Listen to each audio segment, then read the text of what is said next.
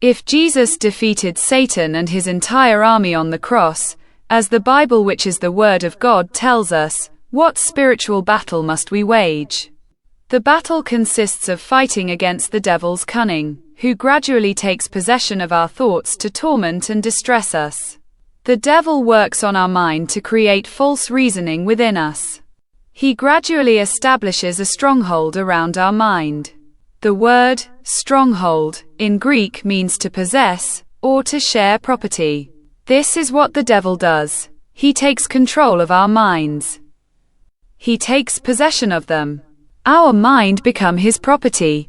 How he does it? He plants in us a thought that we believe to be true, and on which we rely. As soon as we bite this bait, he begins to influence us. He builds new thoughts on this first thought that become false reasoning. Our reasoning belongs to him because he has, in a way, acquired a shared ownership of our mind. The first battle we must wage is in our head, against these thoughts that are not ours, which will seem true because our mind is under the devil's control. This is his strategy. Taking control of our thoughts to introduce his own, which gradually become ours if we are not careful. From these thoughts, he begins to influence us and guide our actions. We must not let him take possession of our minds. We must destroy these strongholds, which are false reasonings, from which our actions flow. In Genesis chapter 3, after God forbade Adam and Eve to eat the fruit of the forbidden tree, the devil said to them, "Did God really forbid you this?" The devil submits to Eve a false thought based on doubt. Doubt that she accepts, from which the devil will change his way of viewing God's prohibition, as not being one, and push her to partake of the fruit of the forbidden tree. By accepting the doubt instilled by the devil, Eve shared ownership of her thoughts with him.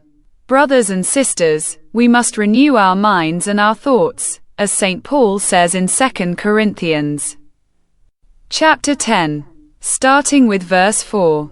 For the weapons of our battle are not of flesh but are enormously powerful, capable of destroying fortresses.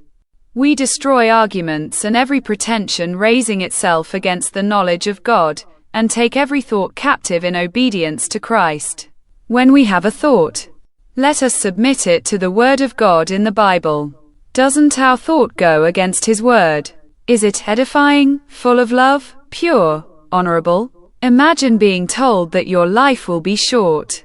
Compare this prediction with the verses in the book of Deuteronomy, chapter 18, starting with verse 10.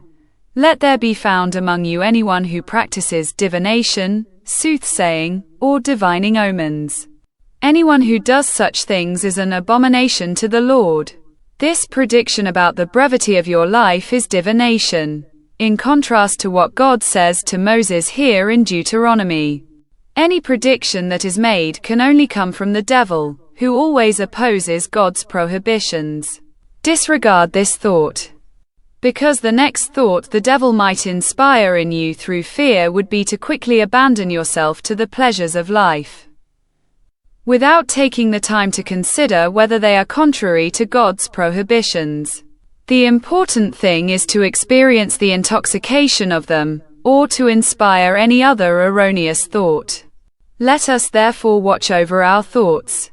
Then we will control our emotions, our reasoning, and our actions.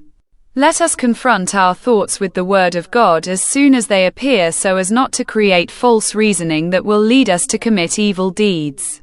Let us challenge our strongholds before it is too late.